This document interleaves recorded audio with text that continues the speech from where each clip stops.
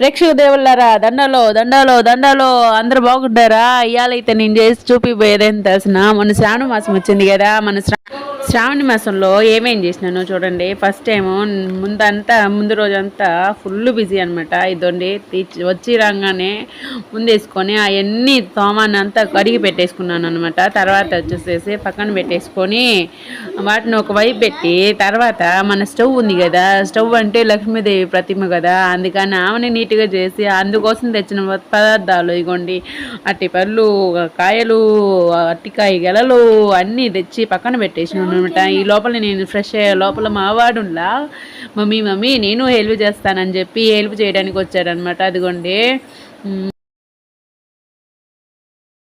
చేసిన తర్వాత ఇదిగోండి పైన స్వామిని కింద స్వామిని అందరిని తీసేసి మళ్ళీ నీట్గా పొట్లు కాటికలు పెట్టేసినాము. చూడండి చందనంతో పెడతాము మేము మా ఇంట్లో. ఇదిగోండి ఇట్లా పెట్టేసినాం అనమాట. తర్వాత ఏం చేసినామంటే ఇదిగో పెట్టేస్తున్నాను అనమాట. ఇదిగోండి ఇట్టా పూజలకి బొట్లు గాడికలు అన్నీ పెట్టేసి నీట్గా తుడిచేసుకొని బాగా హెల్ప్ చేస్తారనమాట.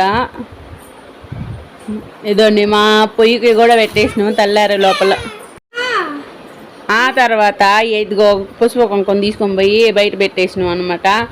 ఇదండి మా ఇంట్లో స్వామిని ఎట్టయితే డెకరేట్ చేసినాము.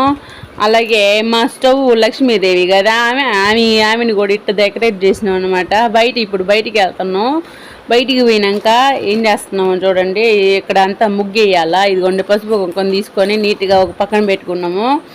తర్వాత ఇదిగోండి అటు చూస్తున్న విధంగా ముగ్గు వేసినాను అనమాట. మనకి అమ్మవారికి నచ్చిన ముగ్గు ఏందో తెలుసు కదా, తామర పువ్వు ముగ్గు, కమలం ముగ్గు వేసేసినాను. అటు పక్క ఏమో అదేందో కుబేర ముగ్గు అంట. అదే ఇదండి ఇప్పుడైతే ఏం చేస్తున్నానంటే మా పూజ గది అంతా పూజ అయిపోయాక ముందు ఇట్టుందనమాట. ఇదిగోండి మా స్వామి, మా లక్ష్మీదేవి అమ్మోరు, మా వినాయక స్వామి, మా రాములోల స్వామి, మా ఇంటి దేవుడు మాల్కొండ స్వామి అందరినీ ఇట్లా డెకరేట్ చేసుకుంటే కర్నూలులో పండగగా ఉందబ్బా. ఎంత బాగుందో కదా. ఆమెకి నగలేసి అన్నీ చేసి అన్నీ పెడితే ఎంత ముచ్చటగా ఉందో కదా. బాగుందమ్మా చూడండి ఎంత బాగుందో. నగలేసి నీట్గా ఉంచినాను అనమాట. ఇది పూజ గదే. ఇది బయట పూజ బయట డెకరేట్ చేసిన విధానం అనమాట. ఇది ఇంటి రెండో దర్వాజా దగ్గర. ఇదిగో ముందుగా అయితే మా పతిదేవుని ఆశీస్సులు తీసుకుంటున్నాను. తర్వాత వచ్చిన అమ్మవార్లు మా ఈయనకి ముందుగానే సిగ్గు అనమాట. అందుకని ఎట్టకట్ట ఒక అక్షంతలు తీసేసుకున్నాను. ఇప్పుడు అమ్మవారికి రూపంలో వచ్చిన ముత్తైదువులు ఉంటారు కదా, వాళ్ళకి వాయినాలు ఇవ్వబోతున్నాను. ఇది చూడండి ఎంత బాగా వాయినాలకి సెట్ చేశాను. నేనంటే ఎవరికి తోచిన విధంగా వాళ్ళు వేస్తారనమాట. ఏంటంటే ఒకరు చీరలు ఇస్తారు, ఒకరు దారులు ఇస్తారు, ఒకరు ఇదన్నీ ఇస్తారు.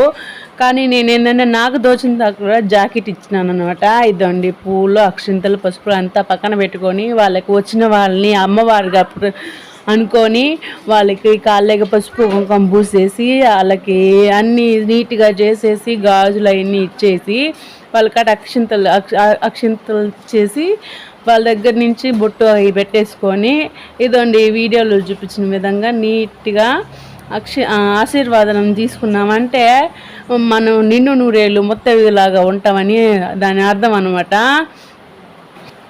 అదంత అయిపోయిన తర్వాత ఇది లాస్ట్ అందరికాడ ఆశీర్వాదాన్ని తీసుకొని నీట్గా అందరినీ నిన్ను నూరేళ్ళు ముత్తైదులాగా ఉండేలాగా కోరుకొని వాళ్ళకి వచ్చిన వాళ్ళకి పండు, పుష్పం, కాయ, కర్పూరం అన్నట్టుగా అన్నీ ఇచ్చేసి గమ్ముగా పంపించేస్తాను. ఈ వీడియో మీకు నచ్చినట్లయితే ప్లీజ్ లైక్ చేయండి, కామెంట్ చేయండి, సబ్స్క్రైబ్ చేయండి.